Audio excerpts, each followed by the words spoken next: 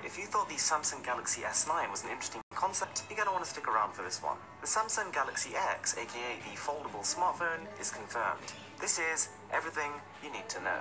So, back in 2011, Samsung, which has been at the very forefront of the flexible display technology, introduced its first bendable AMOLED display, which was revolutionary. People were really impressed. This was the first time a screen could be unfolded and folded without leaving a permanent crease there. The only problem was it was a little bit awkward to bend, and also you'd notice after doing it many times, the brightness along the crease would actually fall. Everything then went pretty quiet until early 2013, when at CES, Samsung announces its partnership with Youm Displays, and it shows off its first fully bendable display. And this was far better. It was very flexible to bend, but unfortunately it wasn't integrating a touchscreen interface. This was really just a tech demo, but actually it got people very excited. Unfortunately, the tech was far from ready, and as you can imagine from building a touchscreen flexible device, there are a lot of hurdles to overcome. First of all, it's got to be thin enough to fold. I mean, you imagine a piece of paper, as you make that paper thicker and thicker, it becomes harder to do so. It's got to be thick enough to have all the components inside. Obviously, the company can't afford to develop proprietary components to fill the entire of the phone, so they've got to use standard mobile phone parts,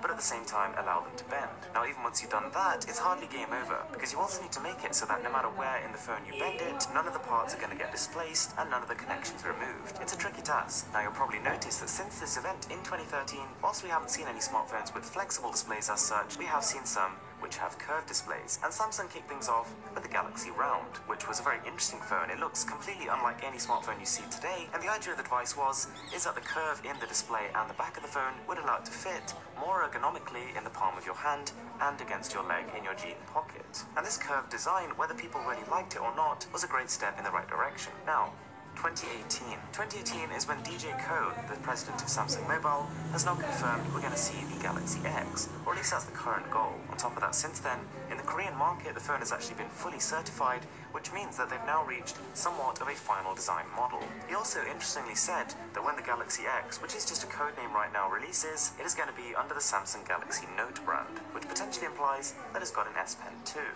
What are we actually expecting to see? Well, to make one thing clear, this isn't going to be a flexible phone. This isn't going to be like those displays Samsung showed off in 2013, where the entire phone is bendable. What this is, though, is a device that can be folded. So there's essentially going to be two states to the device, a folded state and an open state. And what Samsung have done to make this possible is really smart. Through years and years of innovation, they've now created what is essentially an artificial muscle. It's a set of interlocking tiles which essentially pull the components every time the display is folded so that they actually move with the display. So compared to each other, they don't actually move at all, so they can still remain connected as they were when the phone is flat. Now, the latest rumors are suggesting the phone is going to come in a 5-inch display size, which seems a little bit contradictory to the fact that it is a Note smartphone, but the idea is that it will fold out to a 7-inch tablet. But the real question here, something we haven't answered yet, is why do you want it? Why do you want a smartphone that folds up? There are two potential benefits. First of all, it means that you can have something which is in a phone's form factor, and then when you fold it out, you've got a slightly larger screen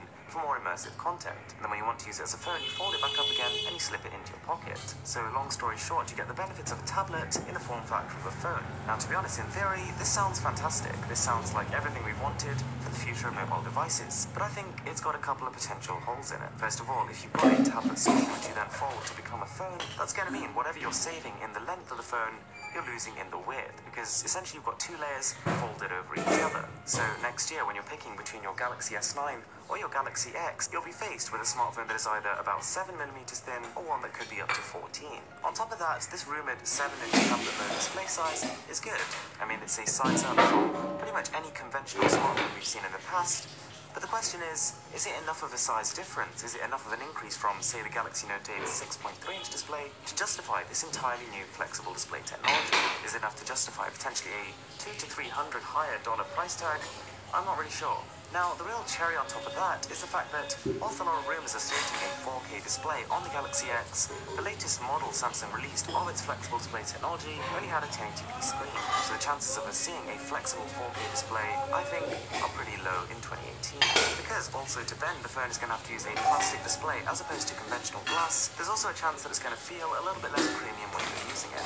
So I'm not trying to say this is a terrible idea and it's going to completely suck when it launches, but I do think that it's not going to be without compromise. One thing we do know is that when this phone does launch, it's going to release in very limited quantities. The current rumors are suggesting 100,000 units split between 9 countries. And the idea here is that Samsung is going to test the waters, because this is a niche and almost completely new category of products. It's got no idea how much demand is going to be. Also, though, they've got to make sure to protect their own smartphones. If they suddenly released 2 million units onto the market, all of a sudden they might find they're damaging their own sales of the Galaxy S9, which they don't want to do. So guys, that is the Samsung Galaxy X. And whilst it is a very exciting prospect, which could potentially spell out the next generation of smartphones, unfortunately, I think most people will look from a distance and stick with their conventional smartphones for at least a couple more years. Thanks a lot for watching. I'm Mr. Who's Boss, and I'm signing out.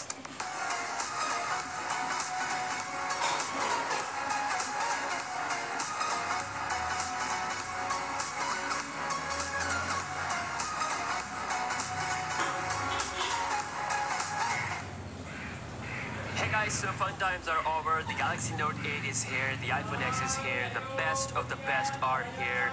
No more rumors or news or secrets. The most expensive phones ever by each company, and it's time for the next flagships. Samsung achieved greatness with the Galaxy S8, no doubt it was a true comeback beast. Same thing with the Note 8, but we know Samsung wanted to deliver the absolute best. They wanted to deliver the world's first ever in-display fingerprint scanner, but they failed to do that. There were issues with the display brightness, so they straight up told us that it will not happen with the Note 8, but it will eventually happen, and it's time for the Galaxy S9 to set the new standard and will be the first ever phone in the world to have in-display fingerprint scanner. Samsung is working on it, and it is expected that the S9 will be the first one to have an in-display fingerprint scanner. Now, the Galaxy S9 will not be just your average beast. It will be different. It will have something that we've never seen on a Samsung smartphone before, and that is modularity. I've seen a lot of companies who have tried this before, like LG, Motorola. There have been modules to enhance camera capabilities by adding extra features to it, external sound devices for enhancing the sound experience. So according to a new rumor, the Galaxy S9 will have modularity, and its implementation will be similar to the Moto Z lineup or like the Essential phone.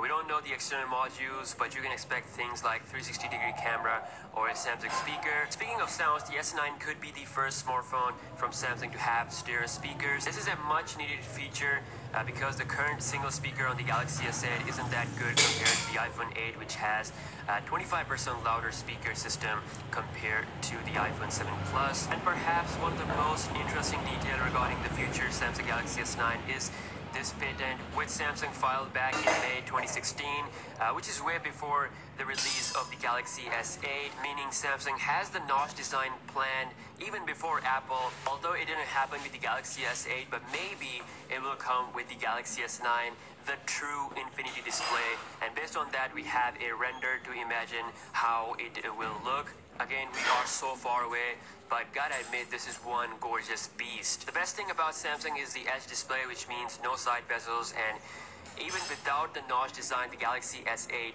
has a better screen-to-body ratio compared to the Apple's best iPhone X, and it's also brighter than the iPhone X. And next year, Galaxy S9 with notch design and no side bezels, no bottom bezels, and 1200 nits bright display would be absolute fire. It might be a little bit smaller compared to the S8, so it'll be more handy, and the in-display finger tech will be there, which we all wanted. Under the hood, we'll see Snapdragon 845 based on 7nm process and an Exynos 7nm processor as well, with 4GB of RAM. Now, there's a rumor that Samsung might stick to 4GB of RAM for the Galaxy S series. Again, we'll see about that. According to XDA developers, the S9 and S9 Plus will have numbers SMG960 and SMG965.